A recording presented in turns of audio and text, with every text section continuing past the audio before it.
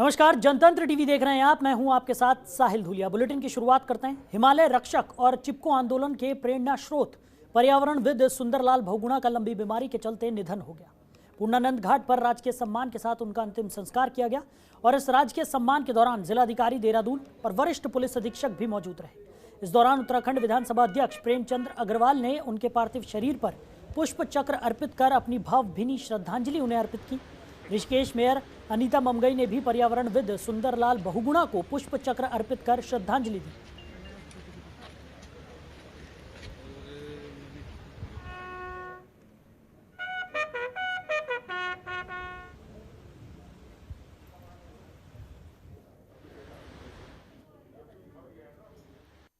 पद्म विभूषण से सुशोभित आदरणीय सुंदरलाल बहुगुणा जी हमारे बीच में नहीं है।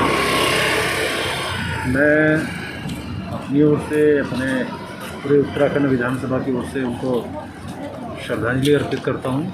निश्चित रूप से ये अपूर्णीय क्षति हम सबके लिए है।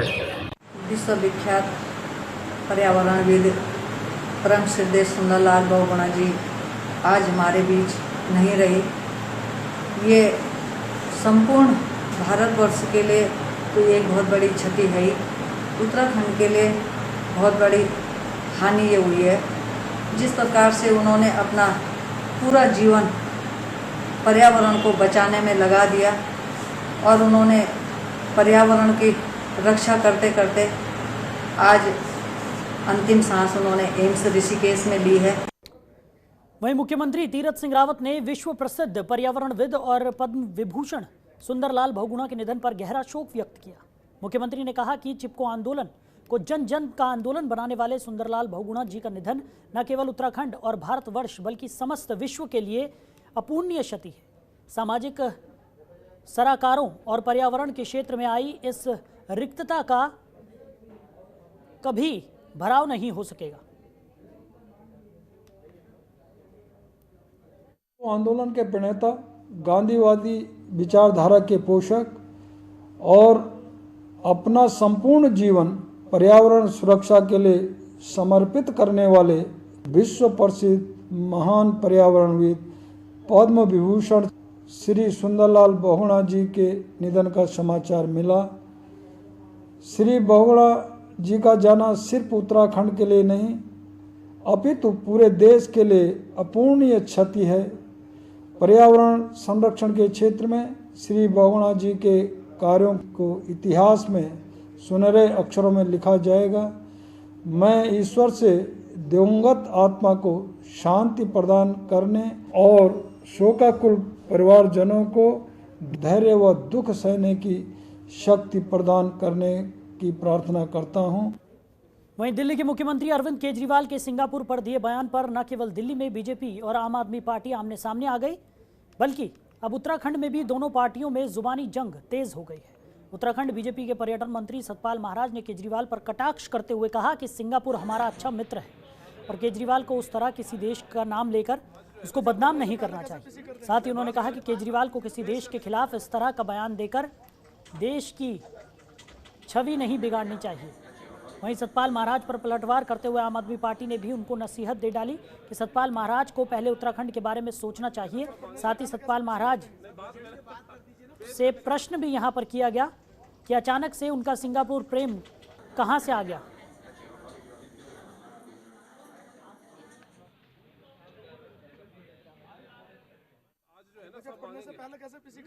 केजरीवाल जी ने सिंगापुर के खिलाफ बयान देकर के और कहा है, जो सिंगापुर का जो वेरिएंट उन्होंने कहा है B.1.617.2 जो चर्चा की है और कहा कि हमें बच्चों की बड़ी चिंता है, फ्लाइट्स रोक दी जाएं। तो सबसे पहली बात तो यह है कि सिंगापुर में कोई एयर बबल नहीं है और फ्लाइट सिंगापुर में नहीं है। केवल वंदे मातरम या चार्टर फ्लाइट से जो वहाँ फंसे भारतीय हैं उनको लाने का काम किया जा रहा है। कोई भी हमारी इस समय फ्लाइट्स नहीं चल रही हैं और पूर्ण तरीके से लॉकडाउन बना हुआ है। देखिए, जिस तरीके से उत्तराखंड के पर्यटन मंत्री सतपाल महाराज जी का आज सिंगापुर प्रेम अचानक से झलक के आया है, वो अपने आप में बड़ी विषमता को दिखाता है। एक तरफ आपके गाँव में उत्तरकाशी हो, चमोली हो, टिहरी हो, पौड़ी हो, पिथौरागढ़ हो, अल्मोड़ा हो, लोग कोरोना की वैक्सीन के लिए आहत हैं, लोग इंतजार कर रहे हैं। आपकी सरकार द्वारा उस वैक्सीन को विदेशों में भेज दिया गया। वहीं कांग्रेस प्रदेश अध्यक्ष प्रीतम सिंह ने धर्मपुर विधानसभा में स्कूल वैन संचालकों को राशन बांटा, जहां इस दौरान संचालकों ने प्रीतम सिंह का आभार व्यक्त किया। वहीं प्रदेश अध्यक्ष प्रीतम सिंह ने कहा कि स्कूल बंद रखे जाने से स्कूल वैन संचालकों पर चौतरफा मार पड़ रही है। उन्हें वाहनों के टैक्स, घर के खर्चे, किराए सहित बच्चों की फीस की व्यवस्था करना भारी पड़ रहा है। इसके लिए वो अधिकारियों से बातचीत भी करेंगे।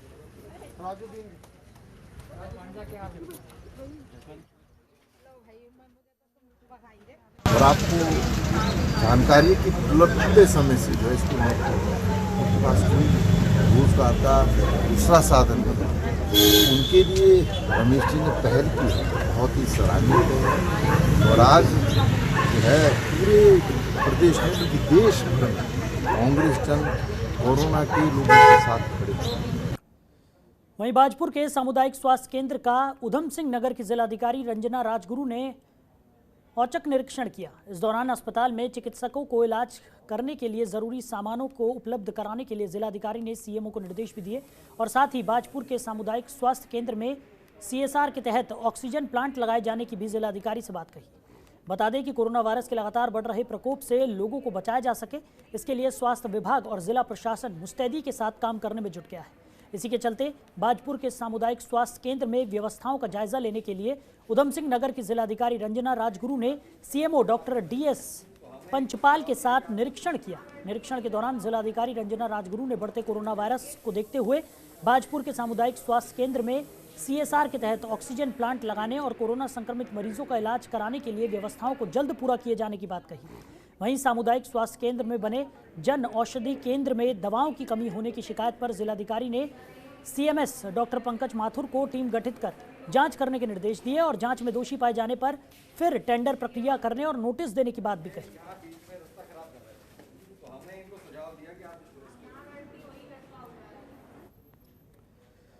वहीं रामनगर में आयुष कोविड रोकथाम कंट्रोल खोलने की अनुमति मिली है। वहीं आयुष कोविड रोकथाम कंट्रोल रूम का विधिवत शुरुआत रामनगर विधायक दीवान सिंह बिष्ट की तरफ से पीडब्ल्यूडी विश्राम गृह में की गई। ये रथ हर एक ग्राम सभा में जाएगा। ये जनता की स्वास्थ्य सुरक्षा और डॉक्टर की सलाह पर कोविड पॉजिटिव, होम क्वारंटीन और बुखार खांसी के लक्षणों वाले मरीजों को उचित चिकित्सकीय परामर्श प्रदान करेगा। ये काम आयुष के ब्लॉक नोडल अधिकारी डॉक्टर हरीश चंद्र खुलबे की देखरेख में संचालित किया जाएगा और इसके साथ साथ नोडल अधिकारी कोविड-19 स्वास्थ्य रामनगर डॉक्टर प्रशांत कौशिक के साथ बेहतर समन्वय स्थापित कर चलेंगे ताकि कोविड संक्रमण की रोकथाम को उसके पहले स्तर पर ही खत्म किया जा सके। ये आयुर्वेदिक चिकित्सालय के माध्यम से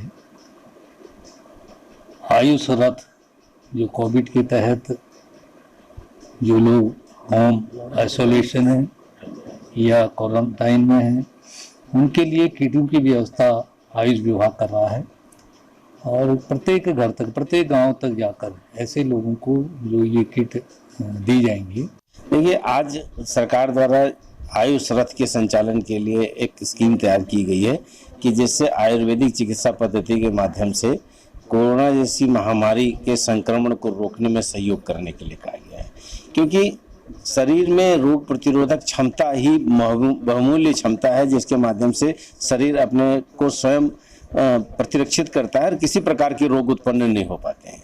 तो आयुर्वेद पूरा प्राचीन विज्ञान है जो हजारों वर्षों से चिकित्सा करता आया है और इसमें जो विशेषकर औषधियां हैं, आयुर्वेदिक जड़ी बूटियां, वो आदमी के शरीर में प्रतिरक्षा प्रणाली को मजबूत करती हैं।